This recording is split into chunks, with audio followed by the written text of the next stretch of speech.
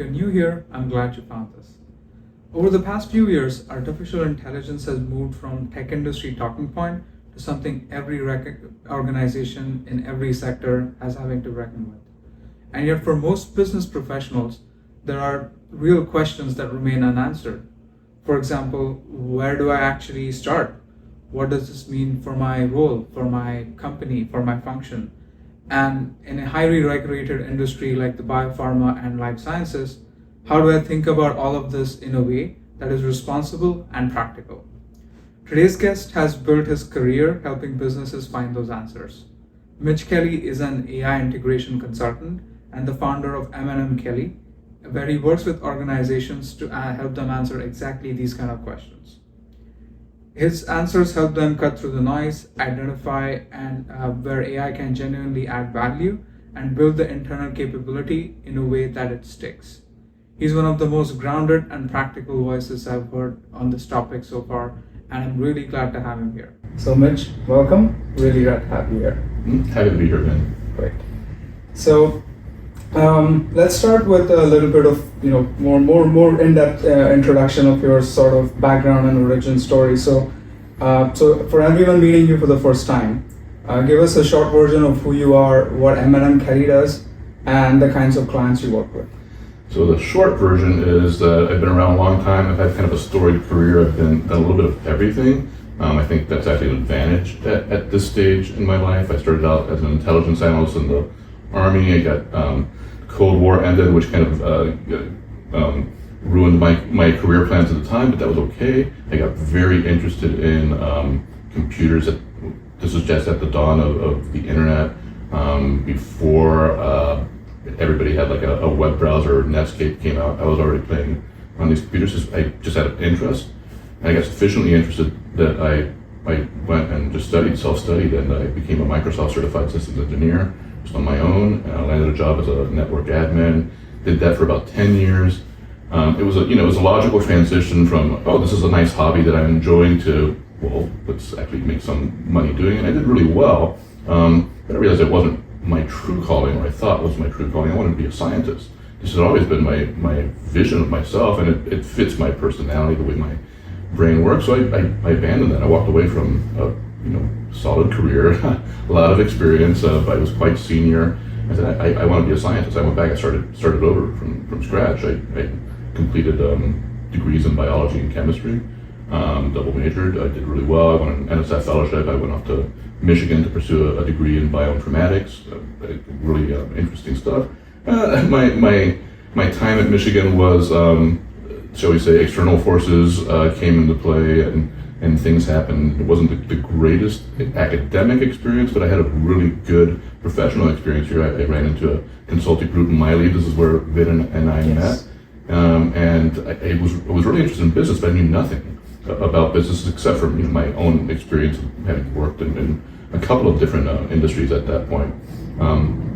It really opened my eyes as to what was available, and I was just shocked when we would go into an initial consultation with senior scientists who had some really interesting product idea that they developed in their lab that they were absolutely in love with, and they had no clue how to sell this, how to start a business. They thought very much like engineers or like scientists. You perform step A, which leads to step B, which leads to step C, and profit. And you retire happily. Yeah, there's business is a lot more messy than that. And that was a fantastic experience with me talking to these people for the first time, recognizing they're really, really smart. They're missing a key component of how to succeed. It's what it is. So anyway, to jump to M&MKelly, I had a number of things in the biopharma space that I did at that time. I left Michigan with a master's degree instead of a PhD because I had an opportunity to become chief technology officer at an anti-aging company, and that was something I couldn't pass up, and I was already disillusioned by academia at that point. And I worked with a lot of the big pharma companies. I worked with bioinformatics platforms, and I recognized what the needs were of pharma. Then the world kind of changed, and I kind of disagreed with the direction of certain things were going. So I left the biotech world and tried to focus back on my strengths, my computer science background. I went to work with a consulting company, a software consulting company. Mm-hmm. They build custom software for various types of businesses, all sorts of things. Very little biopharma stuff. It was really interesting. I saw that the problems that these customers were encountering were the same things we were seeing. At their core, they were more organizational issues, right. cultural issues, fiefdoms, kind of power struggles internally. It was interesting to see this, how every kind of industry faces the exact same challenges. And over the past couple of years, again, my background was adequate, because I'd done a lot of theoretical work when I was in grad school. AI became a big deal in the past 2 or 3 years. I mean, everybody's been talking about it for a long time. But in the past 2 or 3 years, it became unavoidable. People weren't just talking about it. People were recognizing that they needed it, because if they didn't have AI, their competitors would get it, and what would they do? They'd be outcompeted very quickly, or at least this is how people were perceiving this. This is how it's being right. communicated in media. It's not entirely wrong. No, I agree completely, and I think you've kind of seen a niche in this not even industry, like the entire business environment, that few people have yet started to really systematically try and tap into. And AI business integration, by itself can mean a lot of things, different things to different people. How do you see it? Like, what does it mean for you, and how do you then turn it into something you can, which your clients can benefit from? Well, integration, it means integration. It's not just something that's tangential to the business that you're running. Mm-hmm. It's not a Google replacement. I mean, although it can be, if you're using AI as for very menial tasks, drudge saving tasks, this is good. You should. But you haven't really integrated the AI at this point. You're not really right. capturing the possibilities, the capabilities, the things that will give you a competitive advantage. Getting rid of the drudgery just levels the playing field. Over the next couple of years, everybody's going to get rid of the repetitive work. Everything that can be automated away will be automated away. This is going to be true of every company. So what do you have to offer at sure. that point? And this is, once you integrate AI to make your business run not just more efficiently by eliminating that drudgery, but to harness capabilities that you wouldn't have otherwise without AI. At that point, you're actually integrating AI. At that point, you're actually setting yourself up for success. You're pulling away from the playing field by really taking advantage of the opportunities here and helping drive your business. But it's going to be a custom solution, I think, for everybody. Right. For a while. Otherwise, it's just the masses, right? I'm glad you said that, because my next question is going to be, what does that look like in practice when you're dealing with a particular client? Like, could you walk me through a typical engagement, I guess? Yeah, it's actually very similar to what we experienced in my lead. We'll speak to a customer, go back and forth for a while as to what their needs are, get a sense of. Some of these solutions can be expensive, but since they're a custom solution, get a sense of how much they're willing to invest. That tells me a lot about, are they really just trying to buy a quick product that they can add to the company versus really trying to sure. address their issues. So you have all of this information ahead of time, and then you go in and you have your first in-person kickoff meeting type with your customer, even a pre-kickoff where you're trying to really understand what they're after. And it's different from everything you've been told over the past 2 or 3 months as you've been going back and forth with them. It is basically still the same problem, but you identify all sorts of details that are important that they didn't think were relevant. And these are cultural issues, these are company issues, these are data management issues.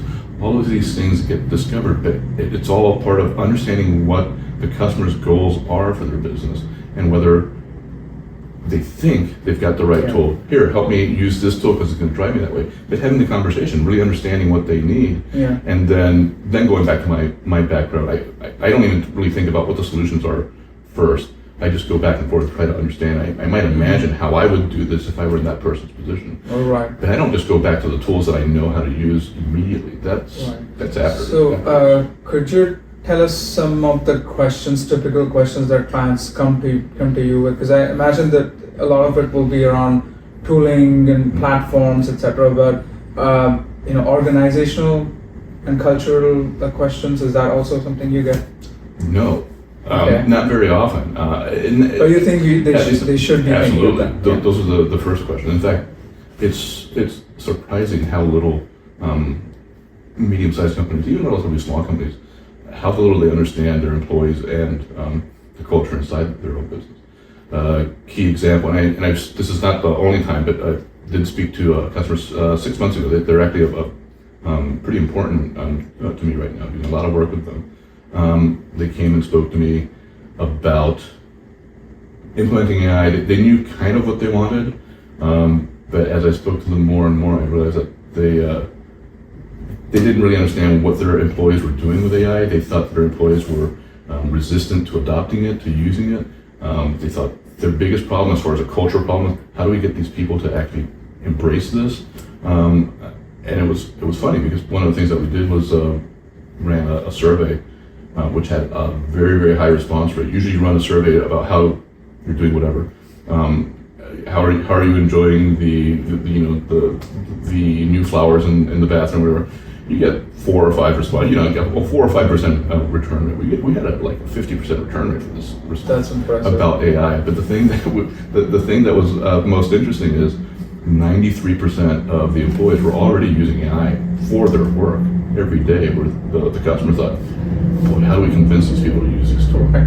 It's just there's a surprisingly big disconnect between the C-suite and where the rest of the company is. And I think a lot of it is because, one, a combination of fear. The rest of the company is afraid this is going to take my job, and two, everybody's talking about it, so everybody's curious about it, and they're hearing all sorts of things, and they're not really hearing the guidance and direction that you should be getting from your company leadership. Yeah, I'm curious to know, given the pace at which AI is evolving, and also how it's being used by businesses, is being evolving, is being experimented with.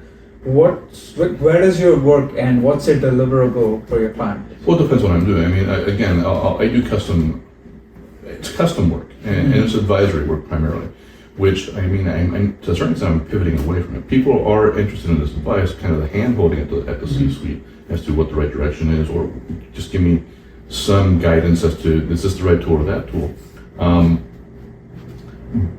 But the solutions will vary from customer to customer. This one customer I was just telling you about, they wanted a particular implementation of something which it's not my forte. I don't really want to just build tools for other people, even though I can now more easily than I could before. But it's I won't say it's never ending, but I think we're on a statement of work number 7 or 8 with this customer over the past 6 months. What we've been doing is relatively small jobs. They've been included a training for their entire company on the uses of Claude and ChatGPT, acceptable uses, what right way to do it. Don't just treat it as an easy button where you just let Claude do your work for you, because that's probably not going to go well. You might get away with it a couple of times. We've actually implemented some tools for them, given them guidance on data management, which was, again, this was not what they were asking for. They were asking for an AI solution. In that first conversation, it became readily apparent, well, you can't get what you want just by buying AI. You have to solve your data management problem for your AI. It's not going to help you if it can't access your data. So that was that was one of the engagements, was actually helping them clean up their data, which was not an AI, not directly AI related, something I would have done 5-6 years ago as well. Right. So what questions do you ask a client when you start an engagement, and then does that feed into some kind of framework or frameworks that you might use? I'll ask all sorts of questions about the company, what the actual goals are. I ask very often is, who are your power users? If they don't know they have power users, which sometimes they do, sometimes they don't, that's telling. If they do have power users, I want to talk to them. Usually their power users are not really power users. They're just doing something a little bit more than, the baseline is so low that. That's right. That's right. So what most people are doing or using it for is a replacement for Google, some writing assistance, document summarization, things like that. Okay, these are good applications, but they're mundane. Once you have somebody who's written a skill to mimic his voice or a coworker's voice as part of the writing style, okay, now this is a power user, because they're recognizing what's a differentiating capability that AI can give me that I couldn't do before. These people have a better sense, the people who are actually using the tool have a better sense of what the actual needs are, because they're the ones who have to do the work. But if the customer doesn't know who the power users are, it's going to be a more profitable engagement if I get the work, because there's a lot more work to do. Yeah, let me ask you this. What's the most revealing question you can ask a leadership team about their AI readiness? When was your AI policy written? And why? Because the first question is what AI, the first answer might be what AI policy. Right. The second answer, if it's more than 2 months ago, it's why are you still using that? Is anybody obeying that, following that? Has anybody read that?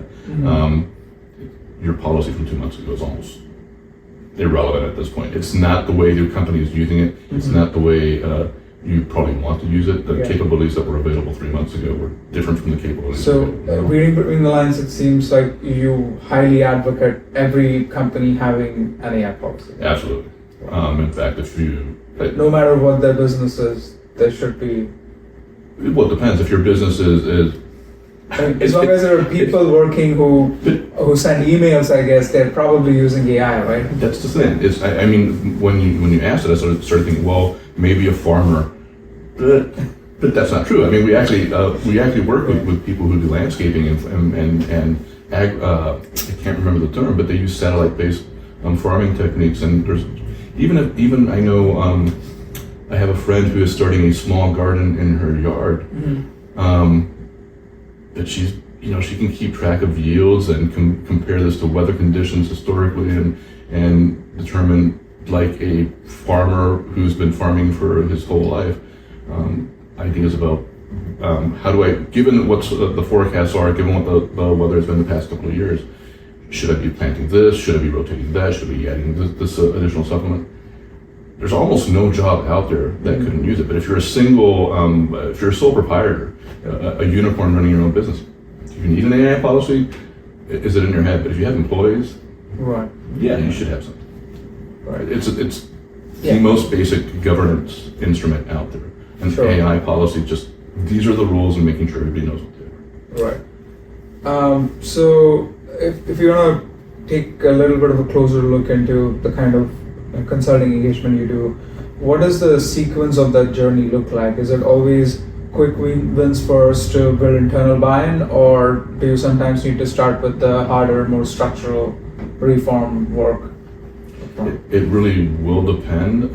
There's a real advantage to prototyping something quickly, even if it's a framework for how organizational change needs to happen at this place, because you can iterate off of that. So I like to deliver something in the first 2 or 3 weeks, some kind of at least a clear report, a readiness assessment, possibly if they have a particular use case. This is where I'm pivoting towards this. I didn't want to build tools, but there is a lot of demand for this, and it is so easy. Maybe a quick prototype of something they could use. Speaking to somebody in the airline industry, and this is exactly what I'm doing. I've already built a tool for myself, but they want something slightly different. I'm putting it together probably later this week, because it only takes me a day or two to do this. A prototype of the tool that this guy, he's an airline pilot. He's already given me enough details, but I'm going to meet with him a little bit more to gather a little bit more information, get the real specs and requirements, produce the prototype, and then move from there.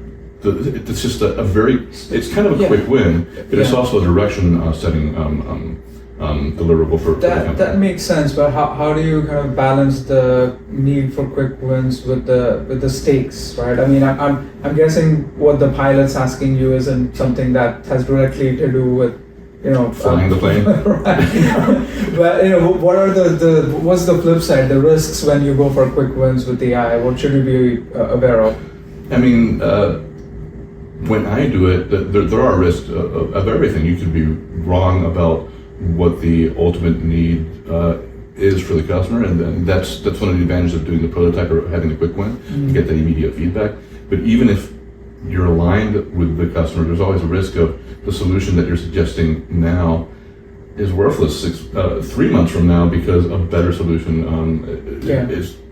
that they're already paying for is available. A perfect example is Claude keeps adding additional tools, additional capabilities. Slide deck creation was something literally 3 months ago. What was it's up. 1 month ago? Yeah, it wasn't a thing. It was terrible. And it's improved. It's so much better. And it's not. I'm not going to name specific companies, but I had a subscription for a different service to make slide decks. Mm-hmm. And I was experimenting with it mostly, and so I still have the subscription, but I don't need it anymore. I was paying $25 a month for something that now is just included in the tool I'm already using. Yeah. If I had convinced my customer to invest in some platform technology or some training program that is irrelevant fairly soon, well, I may not get the next round of business from this person because they've been disappointed in the first time. So I'm always very cautious about telling them, this is a very fast-moving field. This is the right solution. This is the best solution I can give you right now, or the best direction for a solution I can give you right now. It may be the wrong direction soon. Sure. Just be aware of that. Yeah. And this next one I know is a very difficult, maybe even impossible question to answer, but I want your thoughts on this. So what does genuine, lasting AI transformation look like from the inside? Like, what does a business, look like 12 months from now after they've had a successful engagement? Lasting is hard to say. 12 months is a better Let's time. start there then. Yeah. One, they're more productive. They're producing 3 or 4 times as much of whatever their product or service was than they were before. Why? Because a lot of the time-consuming tasks have been automated away. But this is very base level. 2, they've developed at least one new product or service or business direction that does depend on AI, but it enhances their business significantly. It becomes a core part of their business, and if they lose that, they would have to rethink their business model. Now, the cautious part about that is if you build your business entirely dependent on Claude, or entirely dependent on ChatGPT, or entirely dependent on any vendor, 12 months from now you could be screwed. Again, the landscape, the technology landscape is changing quickly. Avoid vendor lock-in at all costs. So a company that has gotten past the baseline of automating away things that can be automated away.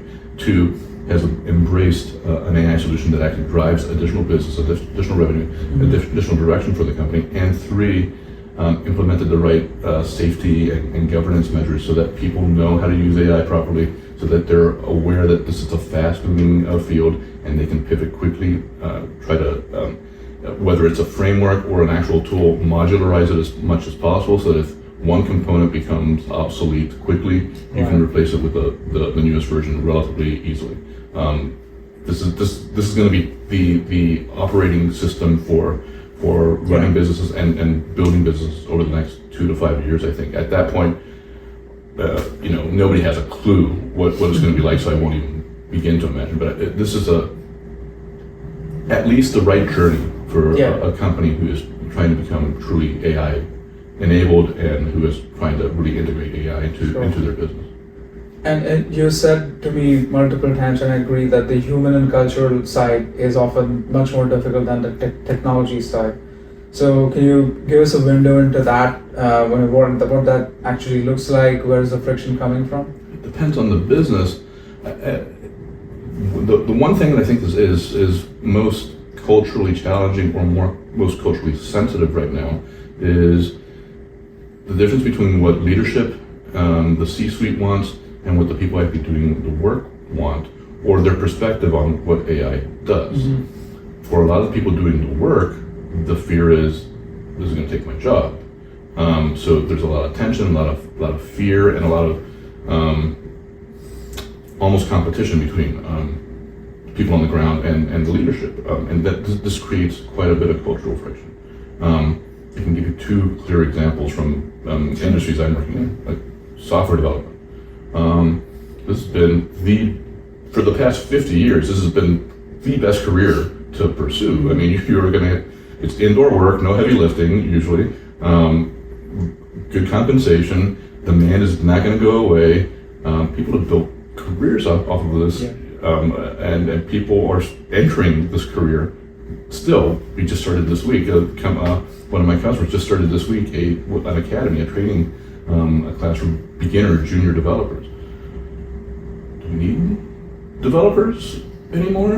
Is this a job that's going away? This is there's resistance to the idea from people who have invested, many years or even a year of effort into a career decision. Is this the right way to go? Is this going to take my job away? Should I actually be embracing this, or should I be trying to repress it? Same in consulting. Consulting is a field where a lot of the work is basic market research, basic competitive landscape analysis. You can do that using secondary sources, and you can do it pretty quickly and pretty well. Is it accurate? Well, that's a different question, but people who are in consulting should be concerned. Right. Is there demand for this? Can't I just ask AI, why do I pay McKinsey? I don't know, McKinsey charges $100,000 to come in and tell me about my business for 6 weeks when I can just ask Claude? And is the answer going to be that much worse than McKinsey's? The answer is probably yeah. But McKinsey hopes so, I guess. Yeah, but it doesn't matter what's true. Yeah. It's the perception of it. It's like, well, do I really need a software developer when I can just do this myself by using Claude? Do I really need to hire a consulting company when I can do the research for me? So the way I see it is that much earlier than companies or end clients starting to say that, we would just do this with AI, we don't need a consulting firm. I think what we're already starting to see is within the consulting firm, there are people using AI in different ways at different levels of skill and competency. And that's already kind of started separating out the wheat from the chaff, and we're going to see consulting probably become more cutthroat. Surely there will be reductions in job. Even if consulting firms don't go away, they're not going to need as many consultants as they did before. Their whole model rests on getting as much productivity out of a person as possible. So with AI tools, that's just going to get accelerated. So who knows? At some point, yes, the likes of McKinsey might become obsolete, but before that, it's going to create a lot of churn in this industry, which we've already started to see. Absolutely, yeah, there's no question about this. And I really like what you're saying about separating the wheat from the chaff. I like, I've been using a centrifuge analogy in a sense that the AI is spinning so quickly that, well, most of the mass is accumulating at one end of your test tube, but the really valuable stuff is separating out, and AI is creating that large mass. This stuff is still valuable. This stuff is still human intelligence, human creativity, human connectivity, all of these things. That's going to remain valuable. But if your job was all this stuff, the mundane mass stuff, rethink your job. Maybe. I'm going to pivot a little bit, or rather zoom out into what AI adoption across businesses, the business world has been so far. And every week we get a new headline about businesses experimenting something. And the most recent thing I heard was, a year's budget of AI tokens was burnt up in a quarter. And now the CFOs are losing their minds as to what is this, why are we spending on this? And on the flip side, the productivity increase is yet to show. So when you strip away all the hype and the headlines, what is actually happening with AI adoption in the business world right now, and what does the real picture look like to you? The hype isn't completely off the mark as far as adoption goes. What clearly happened, I mean, it's very palpable. Last year, every company was thinking about how we adopt AI. Every company was thinking about it. A few people dipped their toes in and really started experimenting. That was valuable, but most people were very cautious about it. And yes, there were all sorts of news stories last year about, all of these AI projects, none of them are proving, 90% of them are failing or whatever. So it caused a certain amount of caution. But those numbers were pretty misleading. Yes, people have tried rolling out their AI implementation and it didn't work the way they expected it to. That's a failure technically, but there was learnings. It doesn't mean that the AI doesn't work, or people aren't going to need this, or it's not ready for prime time.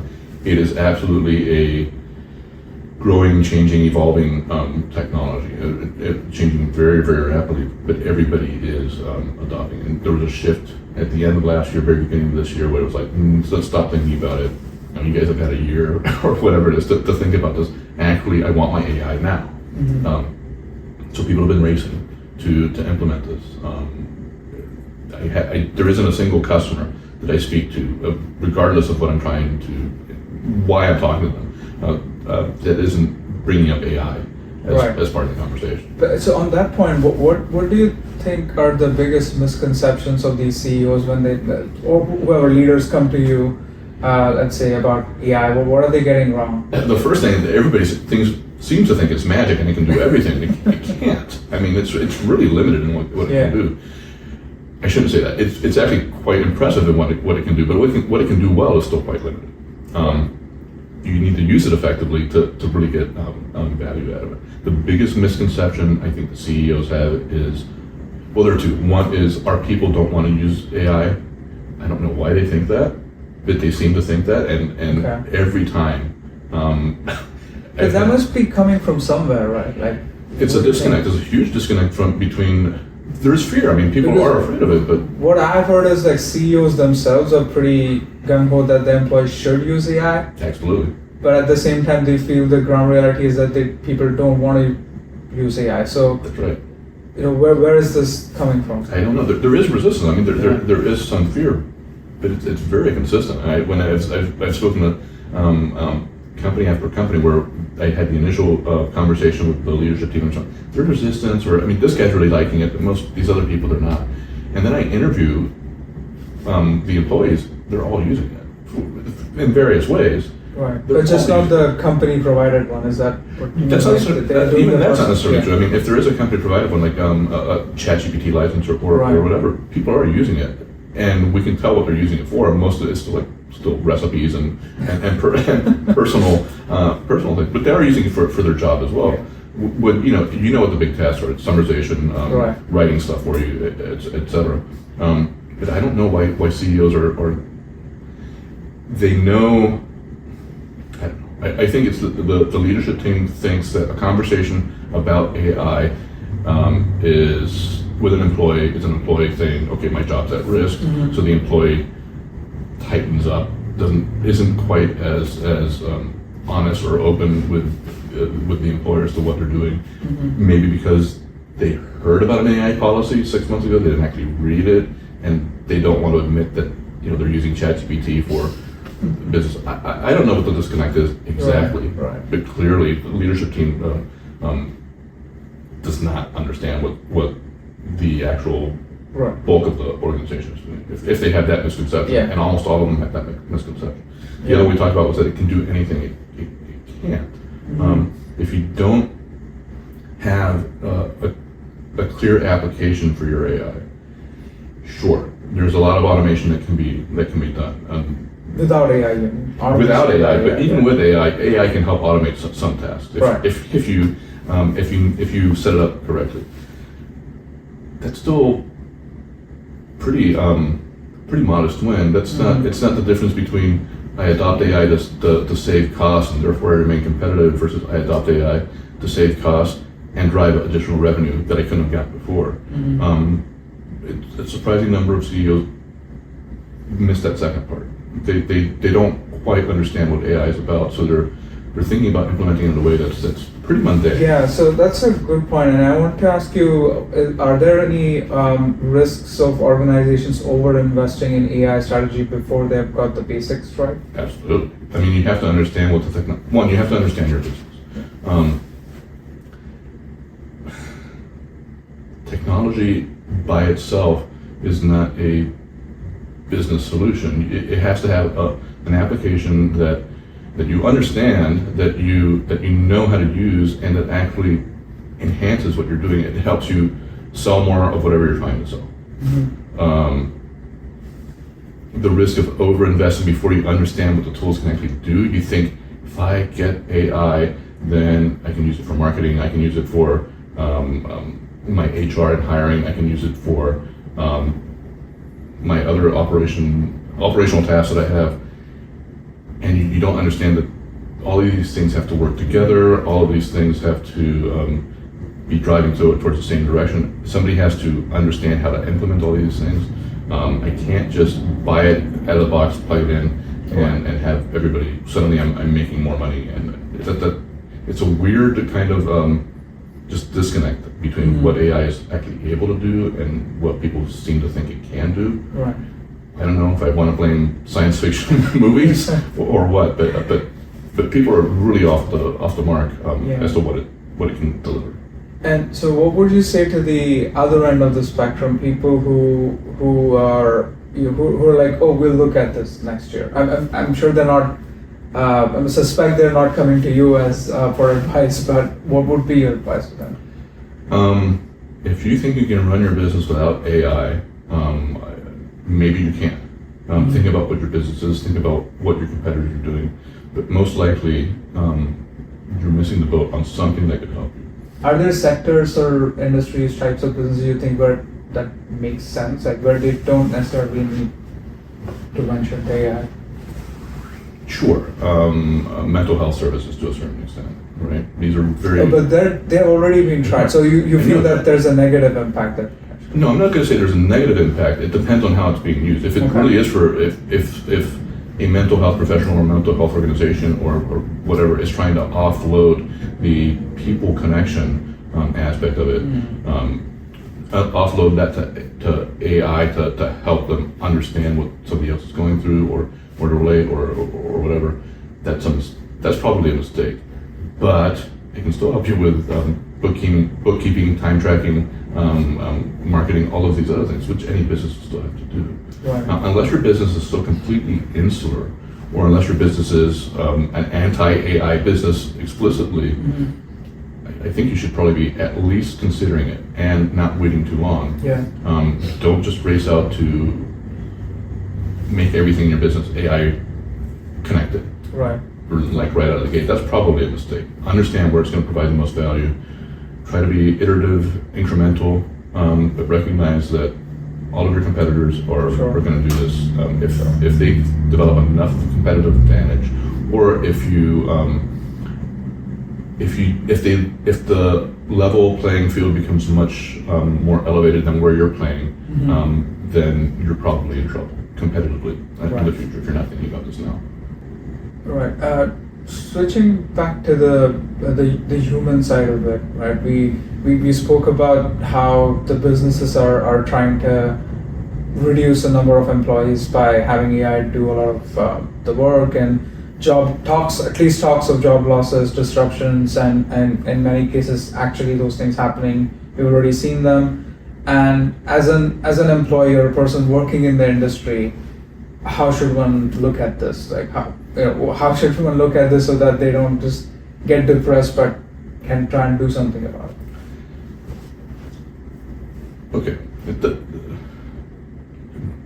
Are you in love with your job? Are you in love with your career?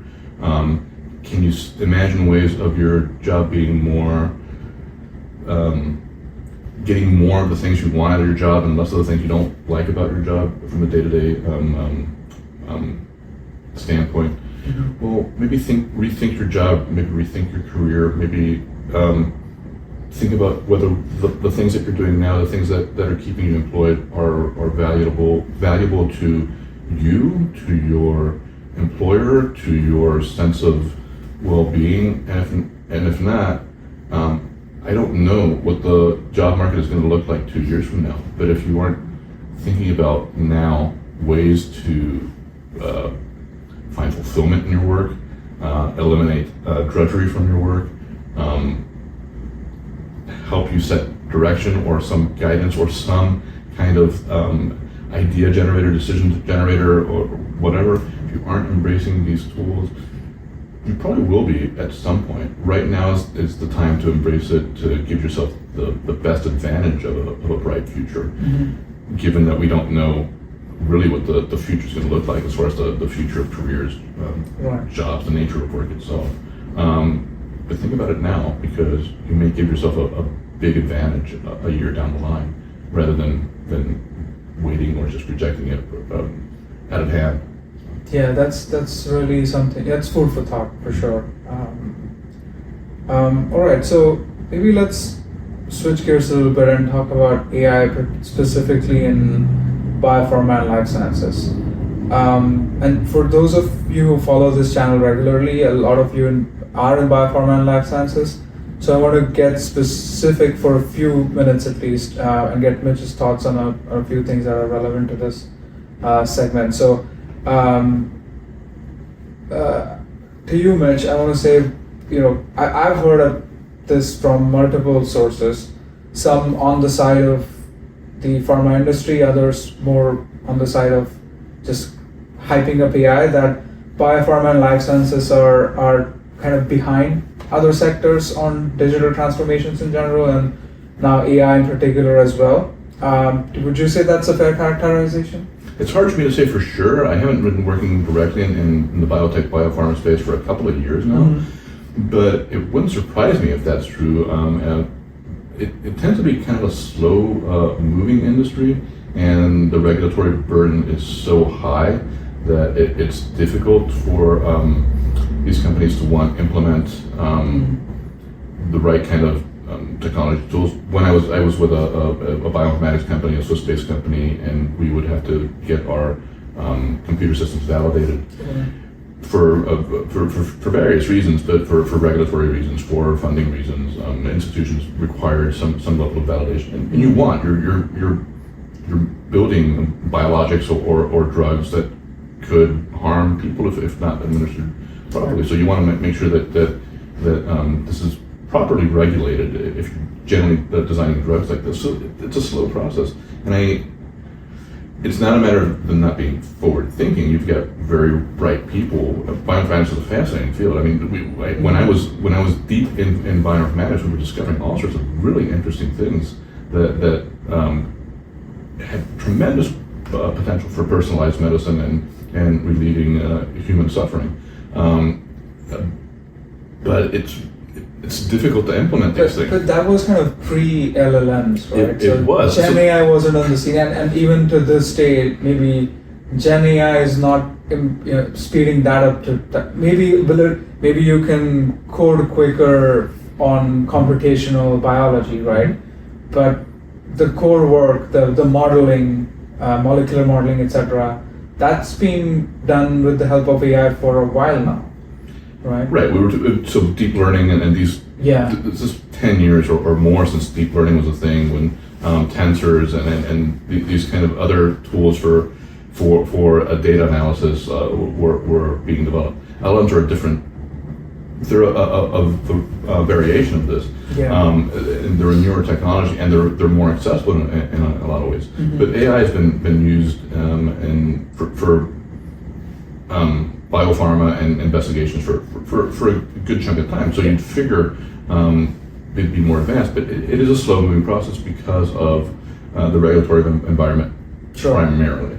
Yeah. Now I can't tell, like I said, I haven't been working in this industry directly, but I've heard the same anecdotes as you. It is, people are frustrated. It's not every organization is frustrated by the pace of AI adoption, but I expect that it is worth. Yeah, I mean, regulatory is one of the things, but then also the other factor is, like, if you take clinical medicine and the use of AI in that, there are data privacy laws but they're also, I mean, they have been there for a long time for medical data, and that's why the industry has created software and software tools that are compliant with them.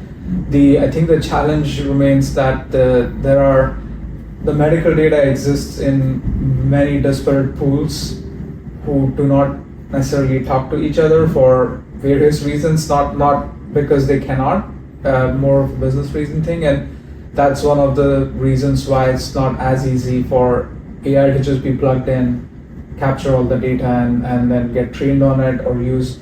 But again, I was at a conference just a couple of days back, and there were companies exhibiting their AI-based platforms for everything from, like, helping recruit patients into clinical trials to creating synthetic personas of physicians who will give you advice.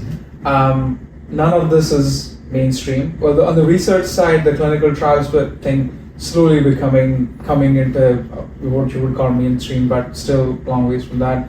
The clinical side, that's a whole different story. There's a inherent bias, fear, whatever you want to call it, from the medical community about letting AI-powered fake doctors, whatever it is, right, to do anything, interact directly with patients, and some of it is just the accountability problem, right?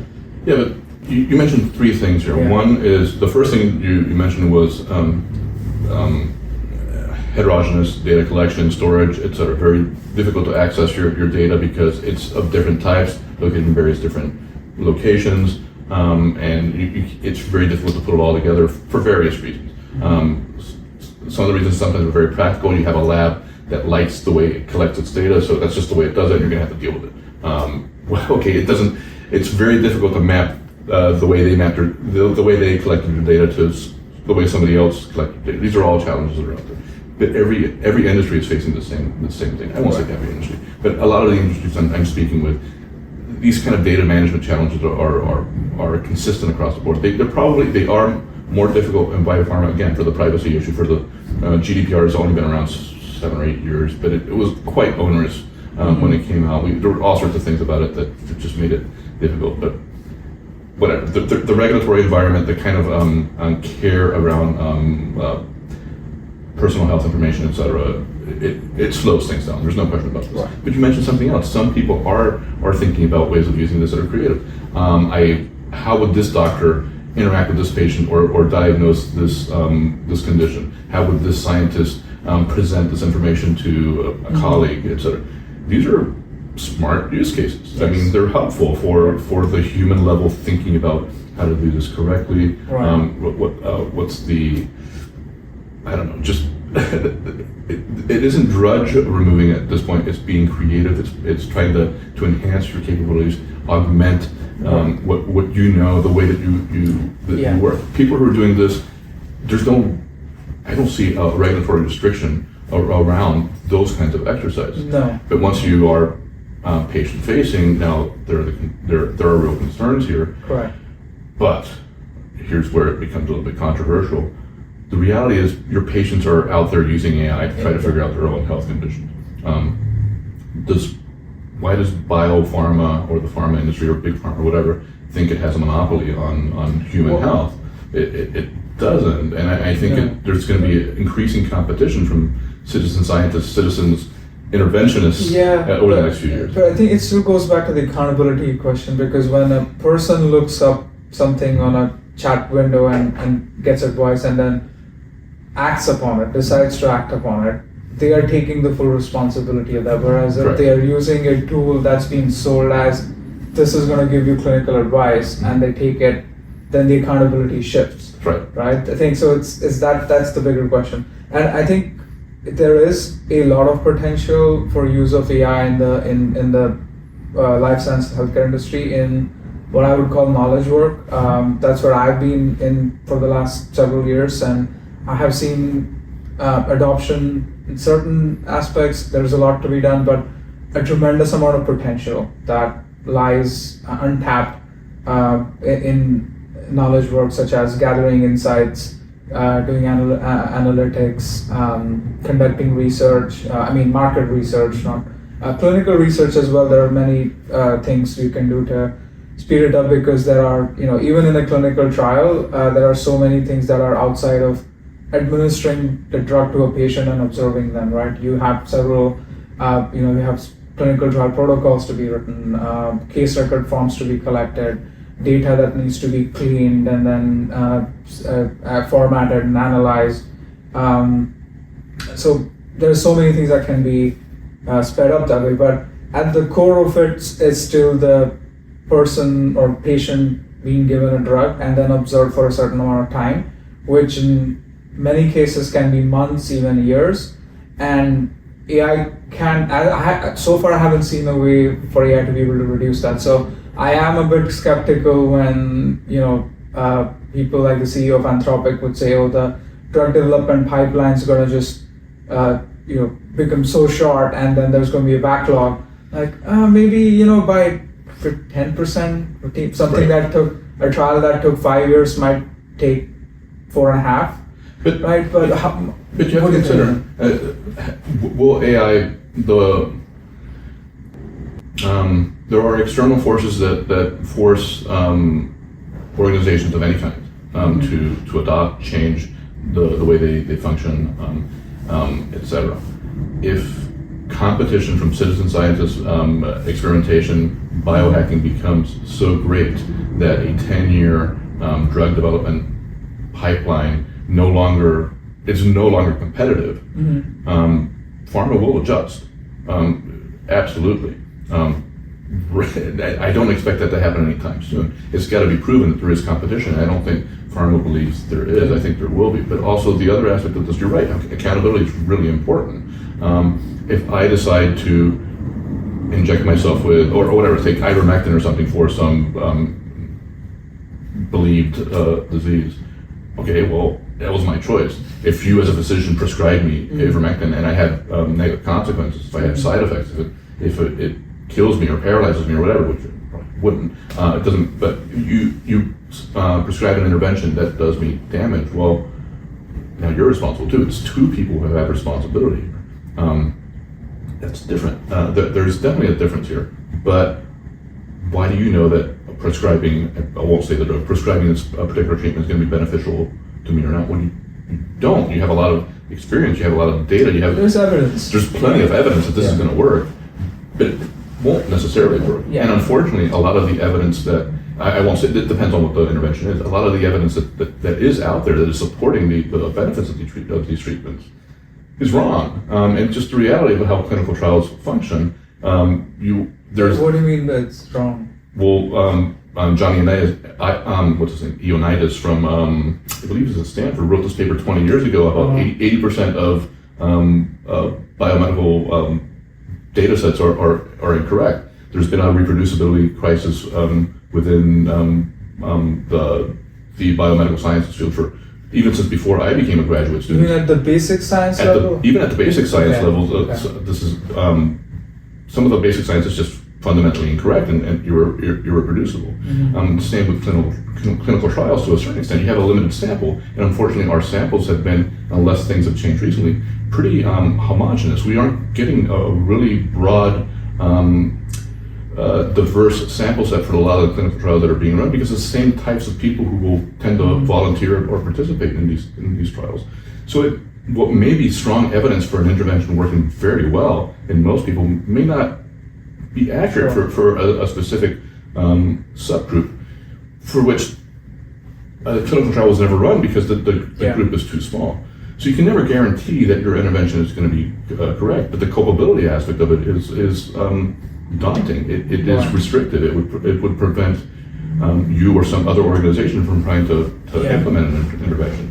But citizens experimenting on themselves, and I'm telling you, they're doing this now. Everybody. They are. I mean, there's supplements, there's exercise, there's various other things, and there's more radical things like research chemicals that people are experimenting on. The data on this may begin to accumulate, and there may be enough motivation that people will shift to these kinds of interventions versus the authority of big pharma, which has always been the default for all of our lives. Well, I mean, in that case, the citizen-generated data then will have to be submitted to the FDA, and Maybe. there are lots of. I don't necessarily see Of course, there is the dominance of big pharma in this area, but that is because of the system evolving in a certain way over several years, and moving to a system where any person's medical data can in some way at least contribute to some kind of analysis and interpretation somewhere. That's a utopian situation. I would love that. But to that point, where would this even begin when it comes to, we were just talking about data silos, right? Let's talk about the data silos that currently exist, in the sense that clinical trials any trial is its own silo. Sure, they may compare the results with other similar trials, but there is no data set that kind of collects all the medical data from all the patients all the time, or maybe that's still a bit of a far-fetched thing, but how do we start moving towards something that AI has access to eventually, that it can start making connections that so far were just impossible because those data sets never spoke to each other? Yeah, so I mean, part of what you're talking about here is it's the quantified self movement that's been going on for several years. Mm-hmm. Can I, let's say at a very early age, either develop a framework, a system, a discipline, or a combination of tools, sensors, etc., that can monitor my biology constantly, can monitor how I'm responding to things, can identify changes? I can do that right now. I mean, I can figure out what data I want to collect and just start collecting it. But if you want to do this, what data are you collecting and how are you collecting it and how do I compare that data to my data? Well, it's hard, but if I've got a million people doing this, then I've got a million different data points. The data is out there. How do I consolidate it? How do I access it? How do I put it together so I can actually analyze it? I don't know the answer. But I expect something like this is going to emerge because there's a certain demand for it. My position here, and I've been thinking about this for several years. When I was at BioViva, we started putting together a platform specifically to do this. We wanted people to, we knew that people were experimenting on this, so we weren't motivating them to do anything. But if you're already doing the experiment, even if the experiment is just taking, I don't know, niacin every day or NAC or something, just taking a pill every day, vitamin D. Submit your data somewhere, and eventually we'll get around to analyzing it. I can imagine lots of ways of coming up with incentives for people to doing this. I don't think we're going to have to do that. I think there may be enough, like it or not, there has been, over the past few years, I feel mainstream medicine has lost the trust of most people. Yeah. What do people do when they've lost the trust of, when they no longer trust their institutions or their centers of authority or whatever? Well, they don't just become independent, they form new communities, they find new institutions. And I fully anticipate that some kind of institution or community or movement will emerge that will say, share your data, we're in this together, let's identify our problems and let's all figure out what we're trying to address them. And I bet you we can do a better job than Big Pharma ever did as far as meeting our health needs. If this becomes a significant alternative concept, and if it becomes organized, it's a threat. It's a threat to the traditional healthcare systems. And is that a bad thing? I don't know. I suspect not. But I don't know that everybody's going to suddenly be healthier because Big Pharma has been killing us and poisoning us for the past 50 years. I don't think that's the case. But these people are going to be willing to explore things that, because of the culpability concerns, because of the regulatory concerns, they're going to explore things that were never explored before. It could be interesting. It could be quite informative. People will get hurt. People will die. But that's true now, even with mainstream medicine. I mean, sometimes we do have to be very cautious about this because we do not want to cause harm. I think that may shift. I think there'd be more willingness to accept risk, given that there's a sense of community and there's a motivation to do that. Plus, if the tools do improve, if the AI tools, the analytical tools do improve to the point where they're consistently better than mainstream medicine, and I can just use my ChatGPT to figure this out, why would I ever see a doctor again, other than to get that prescription? I haven't actually filled out that form. Well, I mean, I guess if the doctor's filling out the prescription, then they are still in the loop, and as long as they're in the loop, they will have a say about what patients are looking up on ChatGPT. I mean, a lot of the things that we are talking about, taken to the logical conclusion, I see the world order flipped, this matrix, or call it whatever you want, where AI is the entity that uses humans as agents in a way, and then it does the bare minimum to keep people, in a state that it can benefit from. But okay, let's not get too dystopian. I want to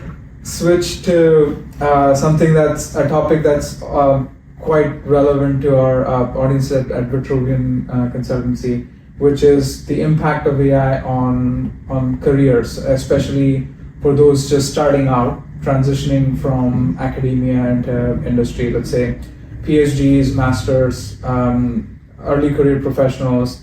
They're entering the biopharma or the wider business world. What does the AI landscape and its evolution mean for them? What do you think are kind of the advantages, the threats that they should keep in mind? The world is changing. Your career trajectory is probably different from what you thought it was 5 years ago. It's not necessarily a bad thing. You're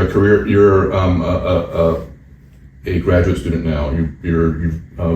You've taken all the steps needed to get into this industry and become a scientist and to follow that kind of career. Well, you've done a lot of vetting of yourself already. You have capabilities. You're intelligent. You can solve problems. You can be dedicated. You can stick to something until you reach the end. These are valuable. Not everybody in the world is like you. If this is your career trajectory, most people, even now, even though the threshold to achieving a PhD is much easier today than it was, say, 50 years ago.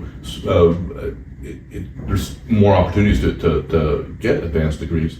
Most people still don't get them.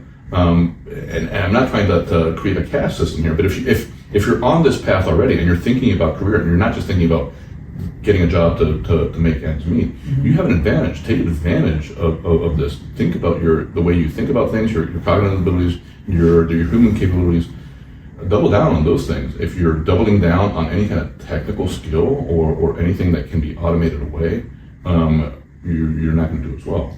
So when you say technical skills, does that mean things like coding, building models, and yeah, absolutely. And so, but for someone whose education or their academic experience so far does not expose them to these things, should they then not learn them at all, or actually use AI to learn those skills? Either way, I wouldn't say don't learn things. There are certain things that you don't. It used to be when you did computer science, you would have to one of the first classes you would have to take was something called assembly language, which is literally zeros and ones. The computer code, Right. Nobody does that anymore. It's interesting to understand how these are actually little switches and I just turn them on and off and now I have this number and now I have. It's interesting. Do you actually need it to perform your job now? There are going to be things like this that you don't need. Do you actually need to learn cursive? This has been phased out in the U.S. recently. Cursive writing. Of what value is that to actually dedicate? I was really bad at it. I was never really good at it. I'm not going to have to learn that anymore. There's no reason to. There are going to be things like this that are going to go away, but the things that are valuable, that this kind of, there are technologies out there that you may want to learn. If you've never built an app before and you never imagined yourself building an app before, well, 30, 40 years ago, nobody used a spreadsheet. Nobody imagined themselves using a spreadsheet to do a financial calculation, or even use a spreadsheet for a different.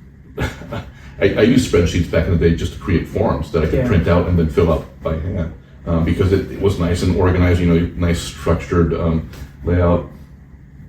That was actually a creative use of a tool. Right. I mean, there are better tools available to it, but I used the tool that was available to me to create something I needed. This is going to be true too. Start playing with those tools, the AI tools now. Start playing with coding something, even if something simple, because you might be surprised. A couple of years from now, you may be doing this all the time anyway, and it won't be derailing you from your career trajectory. It'll just be another aspect of it that you've rather than learn cursive, you learned how to build an app. Okay. Right. So, what does AI fluency mean then for a non-technical person? I mean, is there a cheat sheet / toolkit that they can build? I assume coding will be on it, but what else? I mean, AI-enabled coding. Well, I mean, as far as a cheat sheet, I do offer training to clients, and there are a number of key things that people seem not to recognize. But this is very, very basic. The most important thing is use your judgment and don't just trust the AI. But beyond that, as far as if you wanted to use it to really develop technical skills or whatever. I don't know that there's a cheat sheet. You just start playing with it. It will guide you. If you really want to become adept at it, there's no shortage of resources out there to learn things. Experiment with it as much as possible. Be as creative as possible. Be as critical as possible. Because if you don't exert judgment, you aren't using the tool correctly. Right. And do you think there's a way of marketing these skills when you're job hunting, maybe on your CV, interview, cover letters? Probably. I mean, of course, that AI is choosing who it hires now because all of the resumes that you submit to any employer are being filtered through the AI screen first, and it will tend to. It may try to match skills specifically to the listing, or sometimes it will interpret, oh, this guy is doing this thing, so this is a more valuable person. It's making judgments based on its training data, which is not necessarily the same judgment a human would have made looking at a resume. Because I've handed resumes before to people who look at it very briefly and say, I see this, and this, because they're looking at resumes all the time, and they're looking for a specific thing that they want to employ. Or the type of person that they're trying to employ. And AI is biased in the same way, but it's biased in a different way. So yes, should you include these skills? Maybe, if the AI thinks that this is valuable to you. If you were talking to another person, well, do you still include MS Word on your resume? No. But are we there at that stage with We're not AI? there yet. We're not there right? yet. So there was a time when MS Office proficiency used to be a resume bullet. What's the AI equivalent of that today? Vibe coded an app. Okay. I think it really will be that soon. It's not there yet, but if you haven't built your own app, it's incredibly empowering. First, try it. It's even for people with no technical, no software, but nothing. This is the thing, especially if you're just. For a life sciences consulting role, putting that on a resume, you think will be beneficial? Absolutely, why not? I mean, your bioinformatics is a when I started learning bioinformatics, this was 15, 20 years ago or so when I first started taking classes. Biologists were so excited to have me come in and help them because I knew how to do things in Excel and I knew how to do some level of coding. Yes. Absolutely. It was valuable then. It's certainly valuable now. If you're showing that if you have technical skills, quantitative skills at all, it's still valuable. Now, the field has changed, certainly. Biology used to be considered almost a soft natural science. It was wet and messy and you kind of estimated things rather than quantifying things. The quantification of biology has been a thing for the past 20, 30 years. It was less of a thing before. It was a lot less. It was a lot more messy. I think because of that, there's kind of a historical tendency towards still softness as far as recruiting people, more of the soft skills, more of the qualitative skills as far as biological approaches. So therefore, demonstrating some kind of quantitative capability, especially one that's a little bit more advanced than what most biologists would be doing, it's got to give you an advantage right now. Is that going to be true a year from now? Don't know. Right. So let's flip to the other end of the spectrum now and talk about mid-career professionals, people who have been 10, 15, 20 years in their career, again in biopharma or other businesses. How should they be thinking about AI and what that means for their role? Is your job mostly drudgery? Is it automatable? Or are you actually providing value to your employer? Reflect. Yeah, I mean, that's a really hard thing to reflect on. Many people may not like what they see and, you go into denial. You could be in danger. I'm not saying this means you have to master AI. That actually isn't the valuable thing. You should become proficient. These are tools that are important. But what are your durable skills that, regardless of what technical skills you develop, you're going to maintain and are going to still be valuable for your business? Your ability to interact with other people, your ability to communicate, your ability to think a problem through to completion, or imagine where you want your business to go, or whatever. These things are valuable. You need to double down on those. You need to double down on your ability to speak to people. I know. I work with a lot of scientists, a lot of software developers. We're an introverted bunch by nature. Not all of us are really suited to be consultants or have those skills, which are really a matter of connecting with another person, a certain empathy, a certain emotional intelligence, but still have good quantitative analytical skills. If you've got any of those things, double down on the ones that are going to be valuable. If you're not sure what they are, ask Claude, ask ChatGPT, ask your friends and neighbors. But you're at risk, but you also have years of experience dealing with other people. This is valuable. That's what I was gonna ask about. Is AI now gonna level the playing field to some degree, or maybe greatly, between new entrants and mid-career professionals, or do you think mid-career professionals can still have something they can count on? Well, remember, mid-career professionals command higher salaries than junior developers, or than your annual AI subscription, which, by the way, don't do an annual subscription, do month to month.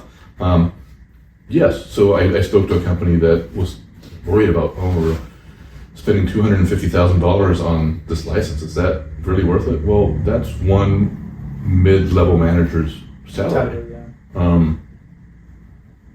You absolutely, as a company, you absolutely should invest in that. It doesn't mean you're going to replace that mid-level manager necessarily, or the 10 other mid-level managers that your AIs can now do the job for.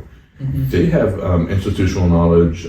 They have past experience that's still valuable, that needs to be leveraged. Now, if they aren't perceived as providing value to me anymore for whatever reason, or AI somehow is just ending up reducing revenue for some reason, then I'm going to have to make, as a business owner, I'm going to have to make decisions. And even though I like you, I want to work with people, and you have value, or you have experience, you don't have as much as some other person, you could be in trouble. Yeah, that almost makes me think like they should of course invest time and effort into upskilling an AI, but they should also take a look at how good their soft skills are, and should they be investing time into that, because that will still remain a big differentiator from both entry level and AI. It's the soft skills that are the ones that are going to remain valuable. I really do feel quantitative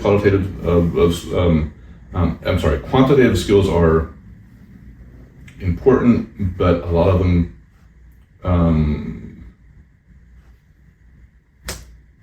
may seem less demanding in a few years. That doesn't mean things like judgment or thinking about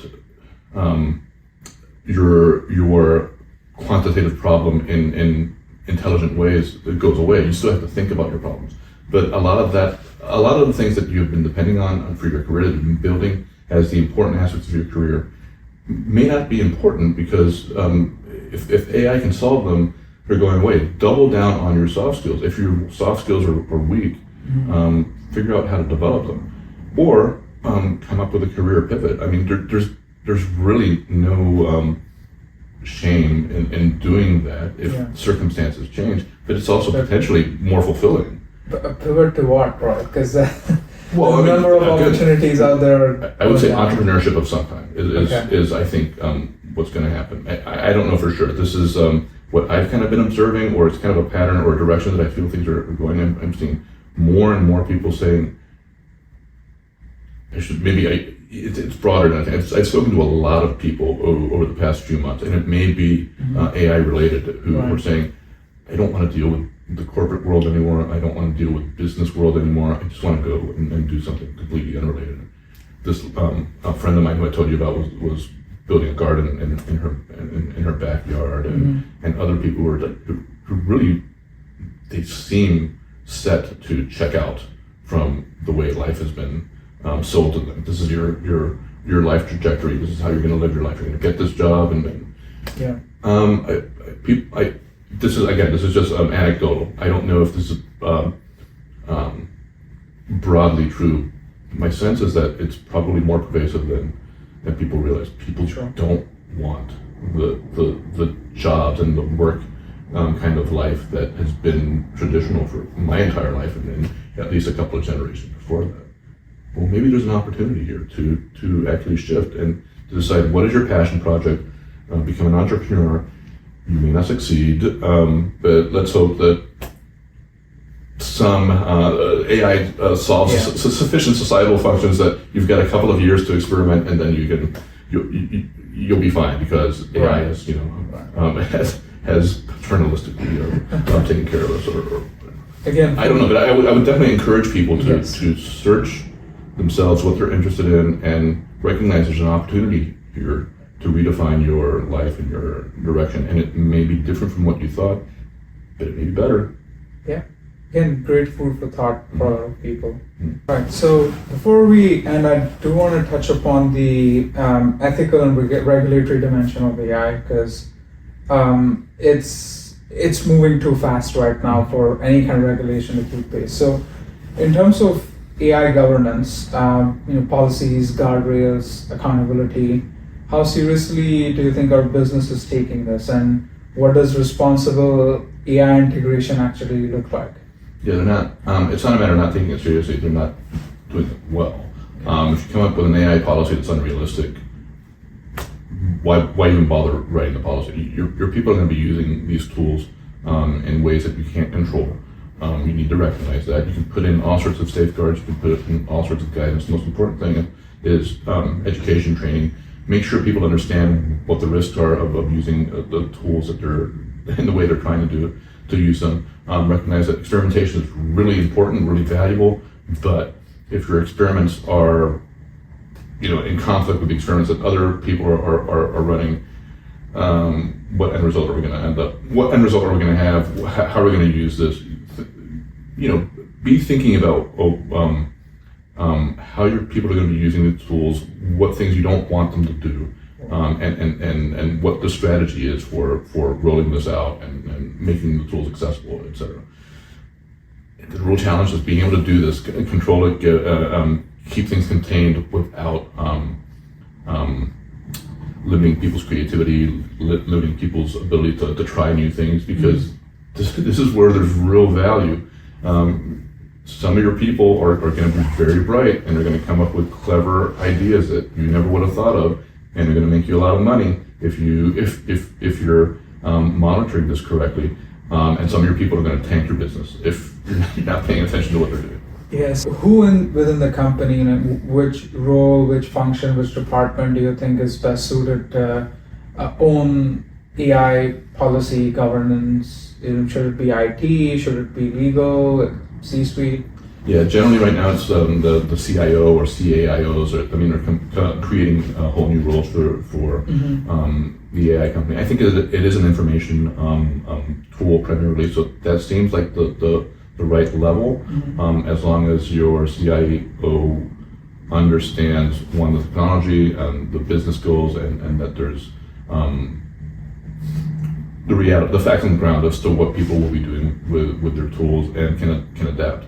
Also, someone who is willing to talk to employees, understand what their needs are, and convey that AI. The challenge is conveying that there's risk here, there's a threat, but there's also tremendous opportunities. Be cautious the way you use these tools. If you're going to do something that you think is a little bit out there, talk to somebody else. Make sure somebody knows what you're doing, and make sure that it doesn't conflict with what they know other people are doing. If you can, as the CEO, you can kind of put an umbrella around all this and find ways of making sure you get your finger on what different groups are doing, you're going to be in a much better position to be successful as a company. So when it comes to businesses, B2B stuff, a business, let's say take consulting, you have clients, and they may have their own AI policy, but their downstream vendor, let's say consulting company, has their own AI policy. But a lot of times what happens is that a consulting company will have multiple businesses they cater to. Each one will have maybe different expectations from them as a vendor as to how they use AI. A lot of them, from my experience, what I'm seeing is that pharma companies are asking consultancies that they're asking them, how are you using AI? Rather than telling them, we want you to use AI this way or that way, right? And that puts a concerning company in a bit of a dilemma, because if they say they're using AI in a certain way to one company, and then that doesn't meet their requirements, because they're always having to be reactive. So it's hard to have one policy for them, whereas the pharma companies or any big businesses are putting that onus on the smaller ones who they deal with, right? How do you square these two things? Well, you should. It's an interesting question. You should not be reactive. You should be thinking about how you're going to use AI and what makes sense for you, what you're willing to offer to wherever your customers are. And of course, you want to sell, so you want to be as flexible as possible. But you should be thinking about what your customers actually needs, what your customers' actual needs are, what your willingness to compromise the way you work because of an AI policy, and compromise what you can deliver based on that. I would say try not to do that. Try to be upfront as much as possible. Be realistic, develop a policy, and be consistent. Because why would I trust you if I find out that you have a completely different policy for someone else, or you just telling me I can't really monitor how you operate from day to day. And now there's all sorts of auditing tools or things that I can put in there, but it's not the same as trusting that you're being an upfront and proper vendor. So come up with a policy and stick to it. Prepare to adjust it every 3 months, because the world is changing that quickly, and you do need to adjust. But stick to your guns as to what you're able to do, willing to do, and you may lose some business, but you may gain some trust and help drive business. So. Okay. Thanks for that. I think that's the best. I agree. One can, in terms of advice, that one can give at this point in time. All right. So we're heading into our last bit of conversation, which is going to be a rapid fire segment for you.